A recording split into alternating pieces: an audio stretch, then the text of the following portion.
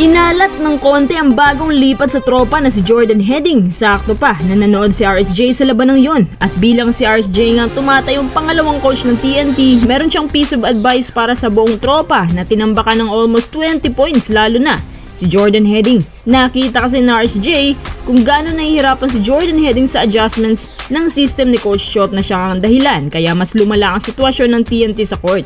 Tara, pag-usapan agad natin.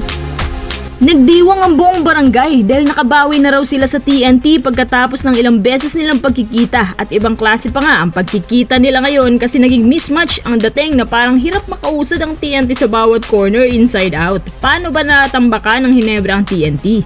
Unang quarter pa lang, alam na kaagad kung sinong agresibo talaga. Kitang-kita mo sa mukha ng Hinebra on court na gusto nilang makakuhang panalo to, na this time walang RSJ, walang Brownlee. Yung man-to-man roster lang talaga. At pumabor din para sa Hinebra ang laban ng to na halos isang week na walang game. So isang week din silang nakapagpahinga.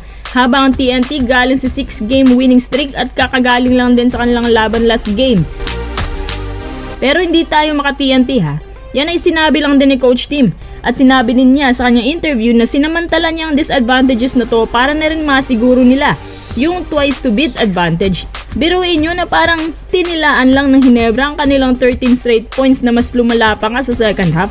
Sa ikalawang quarter, mas lumayo pa ang kalamangan nung naging unstable ang passing ni Heading. Kaya lang turnovers din ang napamigay niya hanggang sa kinain ng tuluyan ng TNT sa double-double 20 points, 14 rebounds, 9 of 15 FGs ni Japet Aguilar kasama ng iba pang Red Boys na nakakuha rin ng double digits. At ang TNT natambakan ng 19-point lead. At sa laban ng yon, nanood pa lang super import ng TNT na si RSJ. Maaga din siyang bumalik sa Manila dahil maaga din siyang pinag-sign ng TNT tropa. Si RSJ ang tumatayong pangalawang coach na ng TNT. Kumbaga, siya yung nagiging playing coach at meron siyang sinasabi sa mga kasamahan niya na nakapagpadagdag ng momentum sa team. Kaya ginaganahan sila. This time, kahit wala siya sa court, si RSJ meron pa rin siyang malaking papel para sa tropa. Ang isang napansin niya si Jordan Heading na hirap nga makapag-adjust sa team, pero meron din siyang nakitang green light at big potential sa kanya. Pinayuhan nga raw ni RSJ si Heading tungkol sa role playing na dapat niyang gawin. At ibang iba daw ang system na yon sa dati niyang team na malaya siyang nakakapukol na pang run and gun type. Pero sa TNT, may mga bagay na kailangan niyang aralin muna gaya ng umano mas upgraded na dribble drive ngayon ni Coach Chot. Tsaka nakita rin na RSJ nakabado si Heading especially sa kanyang handling at mga pasa. Parang hindi siya sigurado sa kanyang posisyon at place na gagawin. Payo ni RSJ, kailangan mo lang aralin at magkaroon ng kumpiyansa sa lahat ng gagawin mo. Huwag daw siyang maging kabado lalo na debut game pa niya.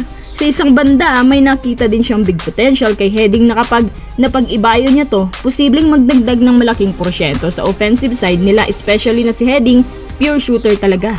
Si Heading kasi, more on shooting siya. Hindi siya yung gaya ni Jason Castro na unstoppable kahit anong klase ng opensa. All in all, hindi naman talaga sobrang masama ang debut game ni Heading. Sa katunayan, nakakuha nga siya ng 10 points, 3 assists, 1 steal, garnering 4 of 9 field goals.